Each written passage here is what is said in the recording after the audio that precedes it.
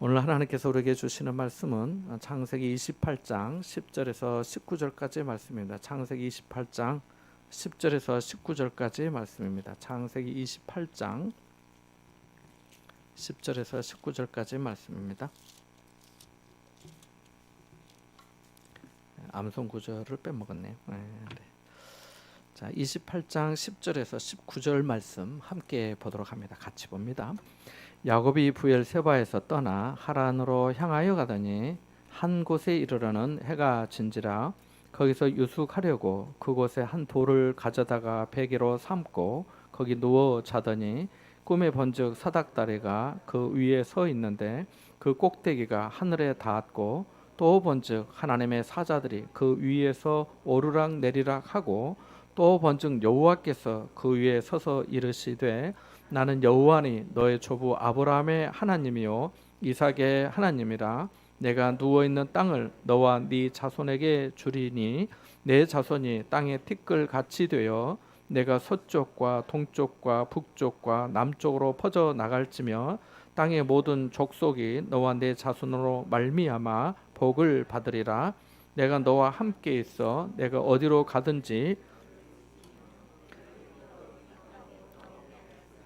내가 네게 허락한 것을 다 이루기까지 너를 떠나지 아니하리라 하신지라. 야곱이 잠이 깨어 이르되 여호와께서 과연 여기 계시거늘 내가 알지 못하였도다. 이에 두려워하여 이르되 두렵도다. 이곳이요 이것은 다름 아닌 하나님의 집이요 이는 하늘의 문이로다 하고 야곱이 아침에 일찍 일어나 베개로 삼았던 돌을 가져다가 기둥으로 세우고 그 위에 기름을 붓고 그 곳 이름을 베델이라 하였더라. 이 성의 옛 이름은 루스더라. 아멘. 제가 초등학교 다닐 때에는 12월 달에만 교회를 몇 번 갔습니다. 12월 첫째 주 주일이 되면 그날부터 교회를 딱 한 달간만 다녔던 생각이 납니다. 왜 그랬을까요?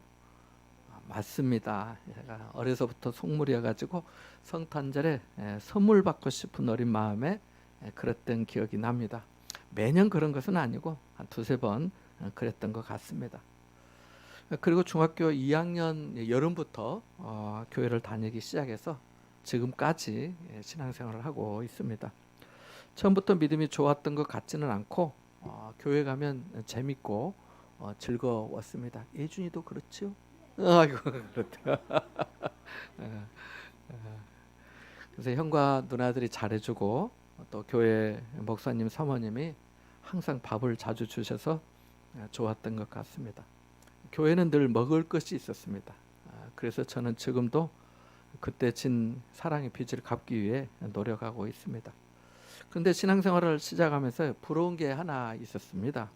그것은 이제 모태 신앙을 가진 사람들이었습니다. 그렇게 생각하게 된 이유는 제가 교회를 다니면서 집에서 교회 가지 마라. 장손이 교회 다니면 누가 조상님 제사를 지내냐? 교회 가면 밥이 나오냐?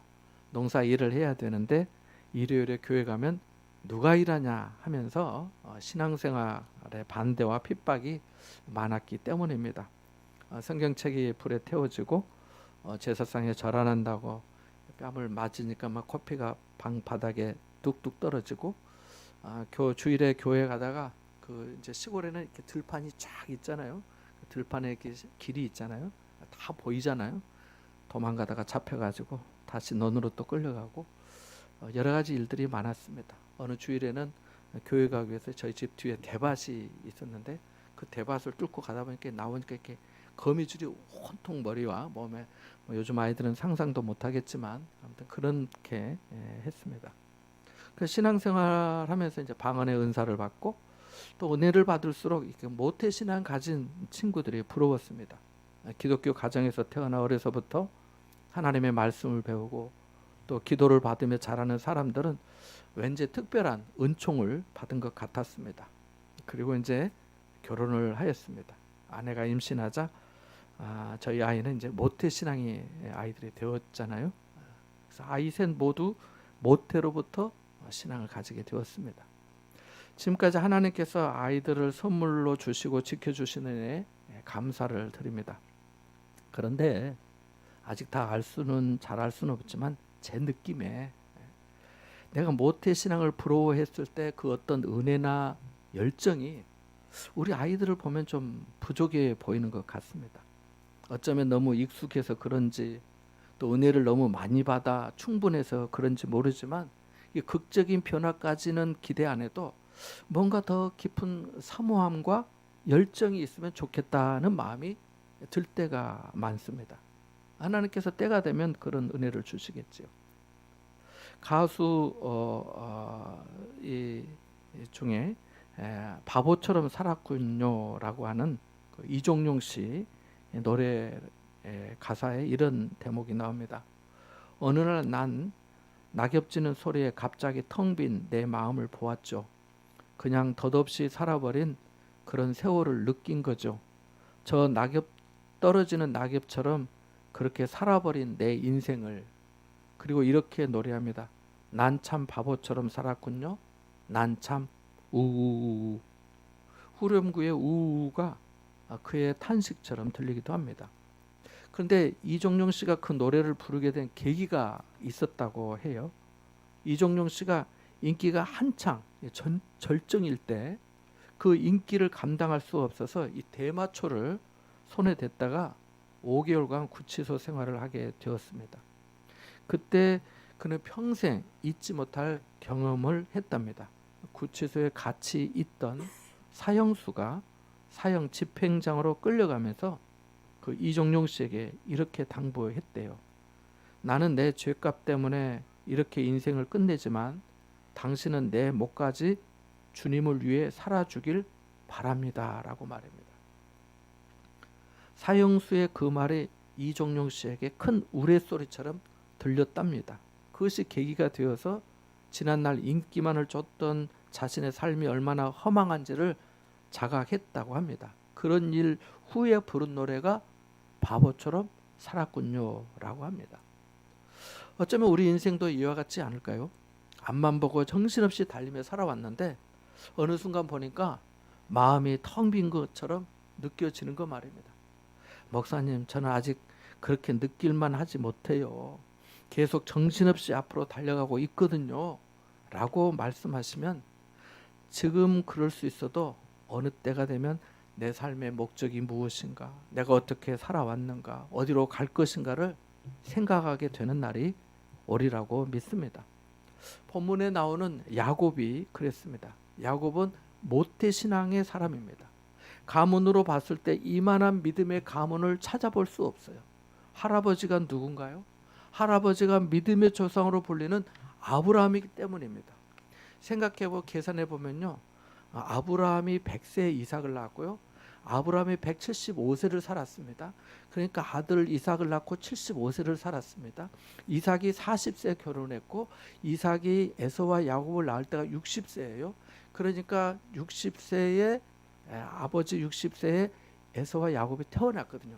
그러니까 계산을 맞춰보면은 적어도 약 한 15년 정도를 에서와 야곱이 할아버지 아브라함과 지냈다는 게 나옵니다. 그죠?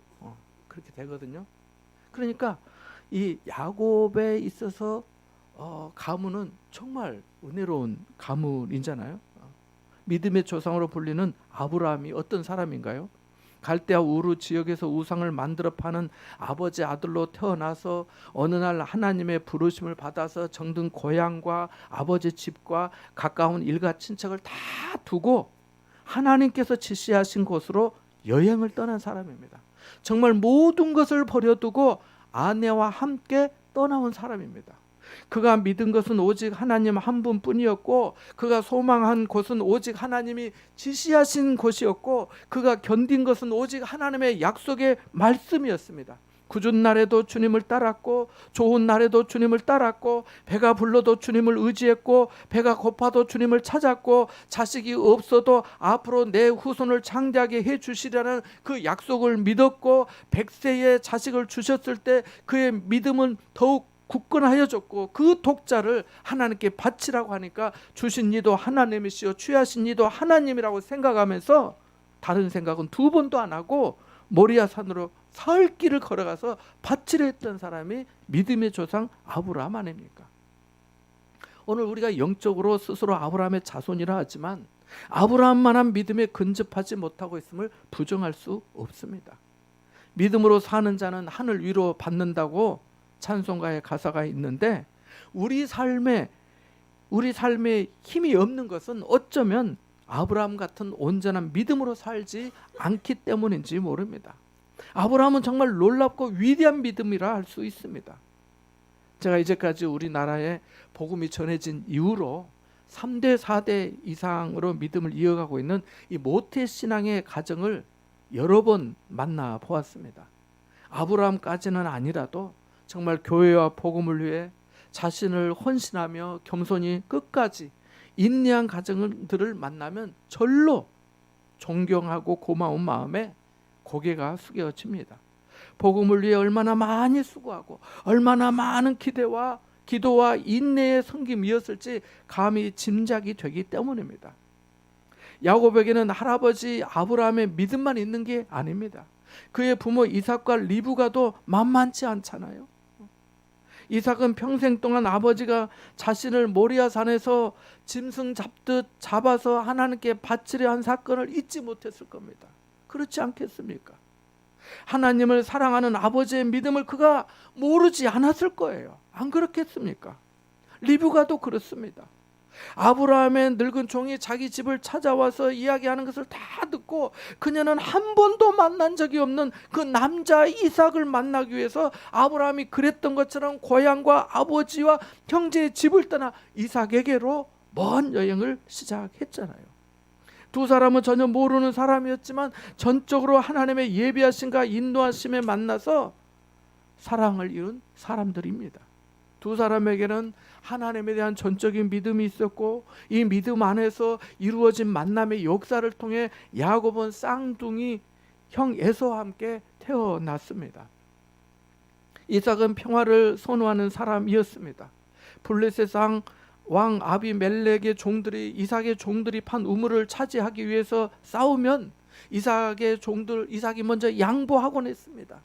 양떼를 치는 사람에게 물이 가장 중요한 이 광야 생활에서 그런 일을 3번 이상 한다는 것은 아무나 할 수 있는 일이 아닙니다. 내가 애써서 팠는데 그 우물을 또 양보하고 또 팠는데 또 양보하고 또 팠는데 또 양보하고 그렇게 하기가 쉬운 일 아니잖아요. 아브라함과 이삭 모두 하나님만을 경외하였습니다.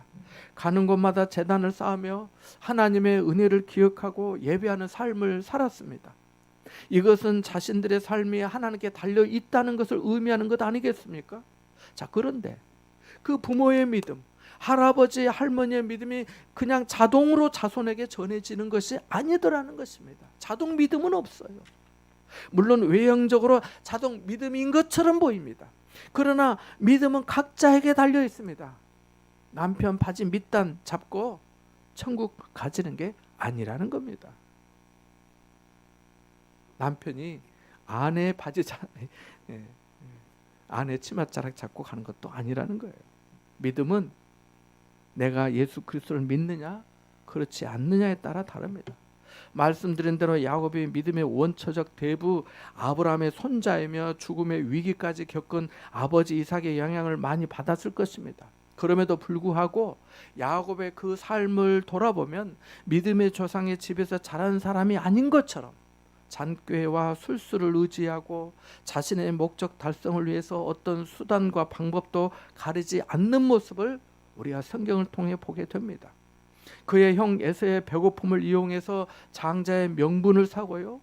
노안으로 시력이 약해진 아버지를 속여서 축복 기도를 받았잖아요. 이렇게 신앙적인 분위기의 가정에서 성장했어도 삶의 면면은 비신앙적인 경우를 보게 되는 때가 종종 있더라는 겁니다. 목사, 장로, 집사, 권사의 자녀로 자랐지만 좋은 부모의 신앙과 겸손과 섬김을 배우지 못하였거나 그렇게 성장하지 못한 사람보다 더 못하는 경우를 볼 때가 있더라는 것입니다. 아마 여러분이 아는 사람 중에도 그런 사람이 있을지 모르겠습니다.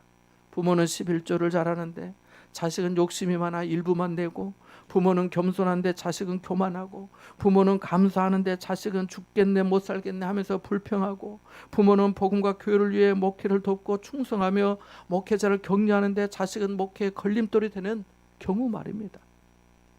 야곱은 하나님이 멀리 계신다고 생각하고 자신의 얕은 잔꾀를 가까이 사용할 수 있는 지혜로 생각하며 살았습니다. 이렇게 야곱은 아버지를 속여서 축복 기도를 받았지만 형 에서의 분노가 극심했습니다. 에서가 격분해서 동생 야곱을 죽이려고 하니까 야곱이 집을 떠날 수밖에 없었습니다. 이삭과 리브가 입장에서도 아들 둘뿐인데 서로 싸우거나 둘이 싸우다가 큰일이 나면 한날에 자식들을 한꺼번에 잃을 수 있기 때문에 할 수 없이 야곱을 피신시켜야만 했습니다. 야곱의 입장에서도 자기 일로 말미암아 집을 떠날 수밖에 없는 처지가 얼마나 힘들었겠습니까? 이제까지 부모 품 안에서 자란 사람이 지금처럼 어떤 전화 연락이나 교통편도 좋지 않는 그 옛날에 사람이 집을 떠난다는 것은 거의 목숨을 건 여행이나 마찬가지였거든요. 야곱에게 얼마나 답답하고 힘겨운 여정이었겠습니까? 여러분이 그 옛날 야곱 같은 처지가 되어서 집을 떠난다면 마음이 어떠하겠습니까? 성경에 야곱의 이런 처지를 잘 보여주는 표현이 나옵니다. 우리 인생에도 이런 날이 있다고 생각합니다. 같이 10절과 11절 말씀을 읽어보겠습니다. 같이 봅니다. 야곱이 부엘세바에서 떠나 하란으로 향하여 가더니 한 곳에 이르러는 해가 진지라.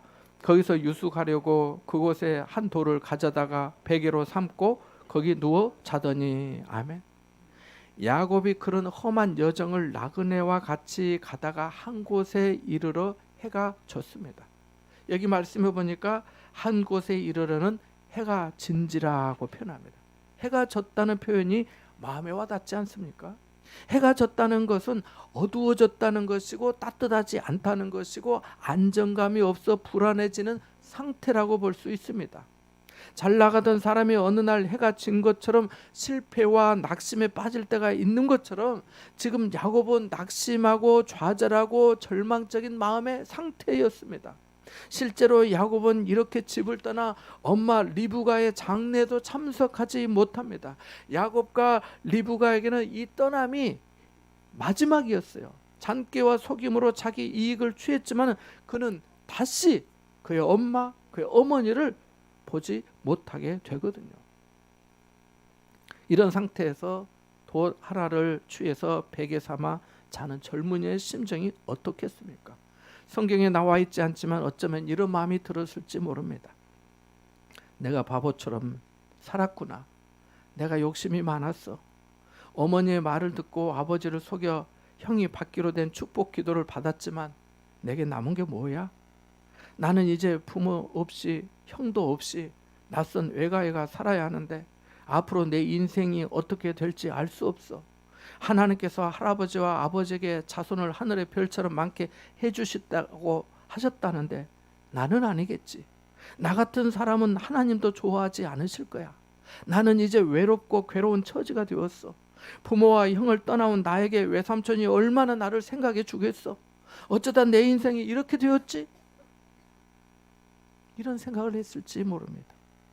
자, 이렇게 홀로 외롭고 무거운 마음에 뒤척이다 잠이 든 야곱에게 하나님이 나타나십니다. 하나님의 나타나심은 항상 결정적이심을 믿으시기 바랍니다. 우리가 바라고 원하는 때는 가만히 계신 것 같다가 홀로 있을 때, 혼자 되었을 때, 어떤 때는 하나님을 찾지도 않을 때 친히 등을 들고 우리 마음에 찾아오십니다. 왜냐하면 하나님의 생각이 우리 생각과 다르기 때문입니다. 하나님의 길이 우리 길과 다르기 때문입니다. 하나님은 우리에게 최선의 것을 주시기 때문입니다. 겨우 야곱이 잠이 들었는데 꿈에 하늘에 닿는 사닥다리 그 위를 하나님의 사자들이 오르락 내리락 하는 것을 보게 됩니다. 같이 12절을 읽어보겠습니다. 같이 봅니다.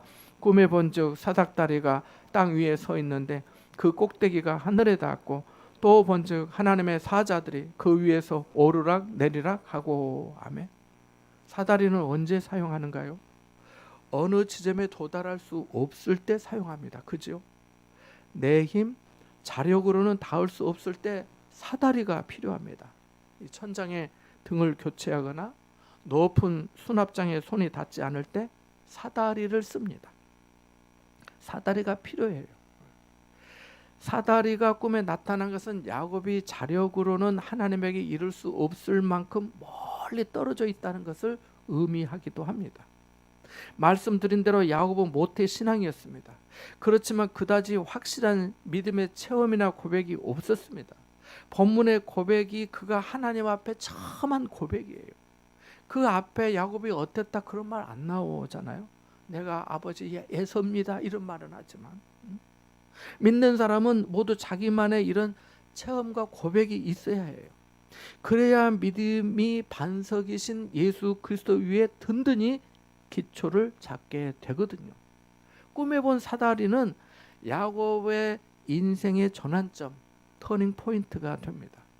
예수님은 이렇게 말씀하셨습니다. 요한복음 1장 51절에 보니까 또 이르시되 진실로 진실로 너희에게 이르노니 하늘이 열리고 하나님의 사자들이 인자 위에 오르락 내리락 하는 것을 보리라고 말씀하십니다. 본문의 사다리가 예수님이 말씀하신 그 인자이신 예수님을 예표하고 있습니다. 나의 힘으로, 나의 의지로, 나의 지식으로, 나의 경험으로, 나의 도덕심으로, 나의 공로로 그 무엇으로도 하나님을 만나는 것이 아니라 오직 예수 그리스도 그분의 십자가를 의지할 때 우리는 하나님을 만나게 됩니다. 내가 하나님 앞에 죄인임을 자각하고 하나님의 은혜 아니면 안 된다는 존재임을 깨닫게 됩니다. 여기서부터 진정한 회복이 시작되거든요. 야곱이 너무 놀라 이렇게 고백하지요. 16절 17절을 같이 읽어보겠습니다. 같이 봅니다. 야곱이 잠이 깨어 이르되 여호와께서 과연 여기 계시거늘 내가 알지 못하였도다. 이에 두려워하여 이르되 두렵도다. 이곳이요 이것은 다름 아닌 하나님의 집이요 이는 하늘의 문이로다 하고. 아멘. 야곱은 깜짝 놀랐습니다. 하나님에 대한 두려움과 경외함으로 그는 여호와께서 과연 여기 계시거늘 내가 알지 못했다고 합니다. 야곱은 지금까지 낙심하고 좌절하고 깊은 절망의 수렁에 빠져 있었습니다. 자기 혼자라고 생각했습니다. 자신을 인생의 낙오자, 실패자라고 여기기도 했습니다. 그런데 하나님이 자기에게 찾아오신 겁니다. 자기 집을 떠나 방랑자가 되었는데 지금 이곳이 자기 집보다 더 좋은 하나님의 집이라는 것을 알게 되었습니다. 자기가 드나들던 그 문보다 더 좋은 하늘의 문인 줄 알게 되었습니다. 성도는 하나님의 집에 있음을 좋아해야 합니다. 하나님의 집의 문을 즐거워해야 합니다. 농부의 걸음소리에 따라서 이 논이나 밭에 작물이 자란다고 하잖아요. 성도도 하나님의 집 문을 얼마나 여닫고 하느냐에 따라서 자기 믿음이 자라는 것입니다. 다윗은 이 은혜를 알았기에 하나님의 집에 문지기로 있는 것이 좋다면서 사모한 것 아니겠습니까? 자, 이렇게 야곱에게 나타나신 하나님은 자신이 조부 아브라함의 하나님, 이삭의 하나님이라고 말씀하시면서 아직 결혼도 안 한 야곱에게 누워있는 땅을 너와 네 자손에게 주겠고 모든 족속이 너와 네 자손으로 말미암아 복을 받으리라고 말씀하십니다. 여기 자손은 예수 그리스도를 예표하고 예수 그리스도를 통해서 많은 사람들이 복을 받고 구원받게 될 것을 말씀하신 것이죠. 그러면서 몇 가지 구체적인 약속도 하시는데요. 하나님은 우리에게 오실 때 항상 말씀으로 이렇게 오십니다. 그것을 믿음으로 받아들여야겠습니다. 같이 15절 말씀을 읽어보겠습니다. 밑줄을 그어 놓으시기 바랍니다. 같이 봅니다. 시작. 내가 너와 함께 있어 내가 어디로 가든지 너를 지키며 너를 이끌어 이 땅으로 돌아오게 할지라 내가 네게 허락한 것을 다 이루기까지 너를 떠나지 아니하리라 하신지라. 아멘. 하나님은 야곱에게 첫째로 내가 너와 함께 하겠다라고 말씀하십니다. 성경을 보면 처음부터 끝까지 하나님이 우리와 함께 하시겠다는 약속입니다. 임마누엘이 무슨 뜻인가요? 하나님이 우리와 함께 하신다는 뜻이잖아요. 지금 야곱은 현실적으로 혼자 있습니다. 동반자도 없습니다. 그것도 좋은 집에 모든 것이 구비되어 있는 환경에 있는 것이 아니라 모든 것이 없는 곳에 혼자 있습니다. 불편하고 불안하고 아쉽고 실망스러운 처지입니다. 야곱이 집에 있을 때는 어머니 리브가의 사랑을 많이 받았습니다. 그럴 때는 하나님의 존재나 함께 하심에 대한 소원이 없었을지 모릅니다. 모든 것이 구비되어 있거나 필요를 느끼지 못하면 하나님에 대한 관심이 멀어지는 법 아닌가요? 하지만 지금은 그렇지 않습니다. 찬양 중에 누군가 널 위해 기도하네 라고 하는 찬양을 아실 겁니다. 가사가 이렇습니다. 누군가 널 위하여 누군가 기도하네. 내가 홀로 외로워서 마음이 무너질 때 누군가 널 위해 기도하네. 누가 우리를 위해 기도하지요? 목사님이 기도하고, 사모님이 기도하고, 옆에 계신 권사님, 집사님이 기도하고. 맞습니다. 그런데요, 사람은 항상 기도하지는 못해요. 왜요? 다 자기 일이 있으니까요. 그런데 항상 기도해 주시는 분이 계십니다. 누굴까요? 맞아요. 성령님이십니다. 성령께서 우리를 위해 말할 수 없는 탄식으로 기도하고 계십니다. 그러니까 가사를 이렇게 바꿀 수도 있겠죠. 성령님 날 위하여 성령님 기도하네. 내가 홀로 외로워서 마음이 무너질 때 성령님 날 위해 기도하네.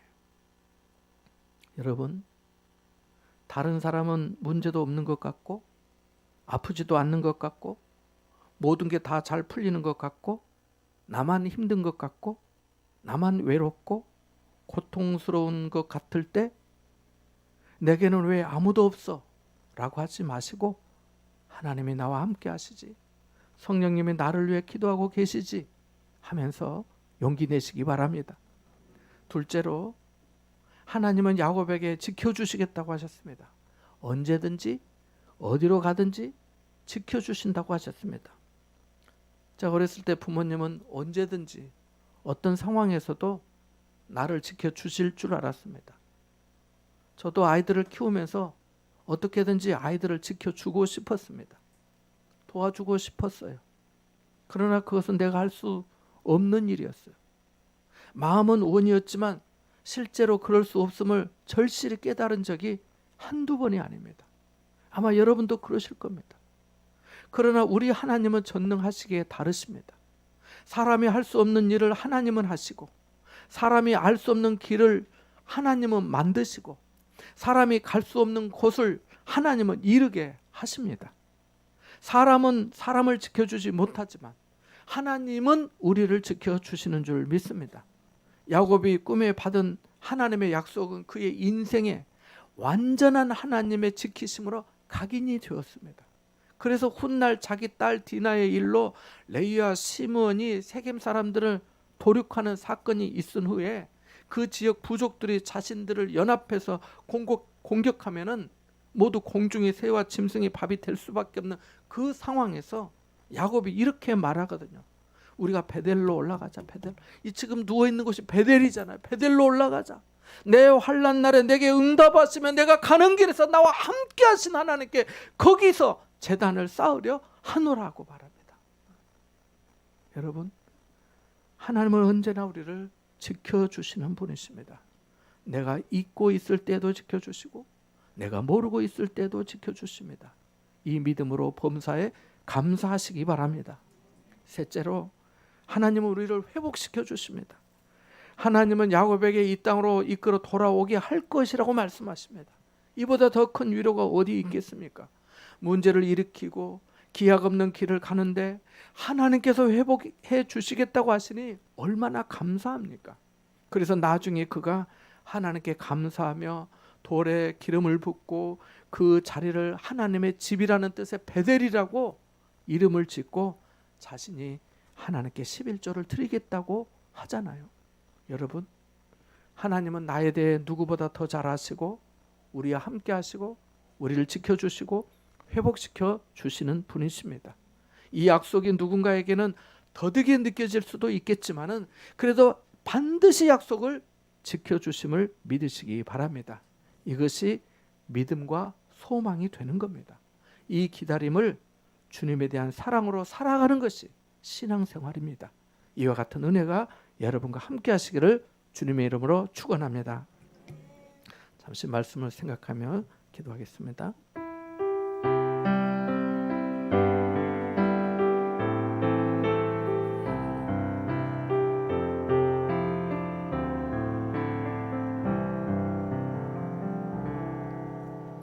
하나님 아버지, 해가 지는 것과 같은 날에도 저희와 함께 하시고 지켜주시고 회복하게 해주시는 하나님만을 신뢰하며 약속의 말씀을 붙들고 선한 목자이신 주님과 함께 한 걸음 한 걸음 나아가게 하여 주옵소서. 주님께서 우리를 부르신 그 자리까지, 주님의 뜻이 이루어지기까지 믿음과 인내와 소망으로 나아가게 하여 주옵소서. 예수님의 이름으로 기도합나이다. 아멘.